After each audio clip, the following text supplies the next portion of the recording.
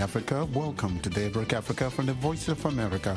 I'm James Botte in Washington. Today is Wednesday, July 26th, and here are some of the stories we are covering. Tensions between Sudan and Kenya's President Ruto impedes IGAD mediation efforts in Sudan.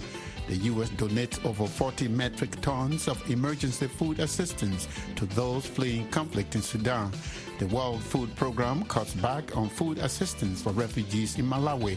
A Nigerian opposition party calls for a probe of a foiled attack on a candidate. And as Liberia celebrates 176th independence anniversary today, Wednesday, there is a petition for the United States to grant visa waivers to all Liberians. Those stories and more are coming up on Daybreak Africa. Today, July 26, is the 176th independence anniversary of Liberia. According to history, Liberia was founded by the American Colonization Society as a home for free slaves. Reverend Twali Crowd is founder of the Universal Human Rights International and the Free Liberia movement in Boston, Massachusetts. He is the sponsor of the petition for the United States to grant visa waivers for Liberians to gain access to education, employment, and business opportunities. Reverend Crowell tells me that visa waivers would mitigate the harm done by American colonization. From the time I was young, we've been told it was not colonized by any country. Well, from the research, we found out that, in fact, Liberia was created by the government of the United States of America and not the American Colonization Society. It was created with two acts of the United States Congress, with American taxes and the force of the United States Navy. And so the United States of America owes all Liberians a duty of care and protection under the international law of occupation. That's number one.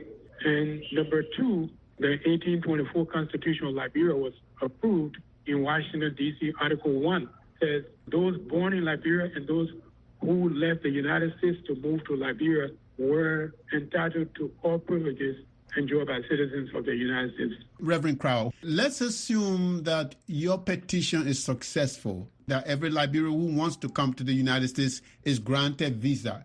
Is this reasonable?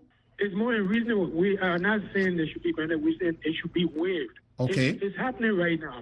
There are 516 sovereign nations, sovereign Native American nations in the United States that have access to every opportunity of American citizens without visa. Number two, territories under American control.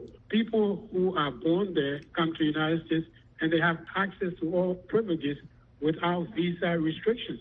So what we're saying is Liberia ought to have the same because it was created by the United States government for three reasons. Number one, to fulfill American domestic and foreign policy objectives.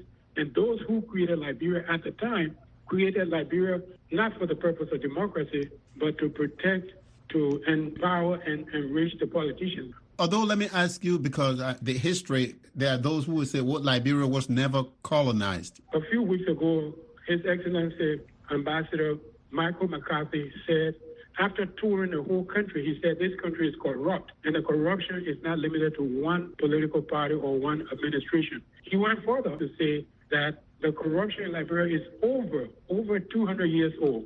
Now, those who say Liberia was not colonized, Liberia is only 176 years old. If the corruption is over 200 years old, it has to go beyond Liberia to the American Colonization Society, which was not incorporated until 1831 and 1837. So, Reverend Crowell, today, Wednesday, is Liberia's 176th independence anniversary. What are your hopes and aspirations for Liberia? My hope and aspiration for Liberia is that we will have visa waiver. Liberians will be allowed to come to the United States for quality education, employment, and business opportunities, and by so doing, they will be able to utilize their God-given potentials.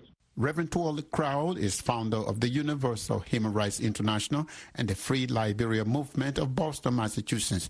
You are speaking with me from Capitol Hill in Washington, D.C. And that's it for this Wednesday, July 26th edition of Daybreak Africa. On behalf of the Daybreak Africa crew, I am James Botte, Washington, wishing that you will have a lovely day.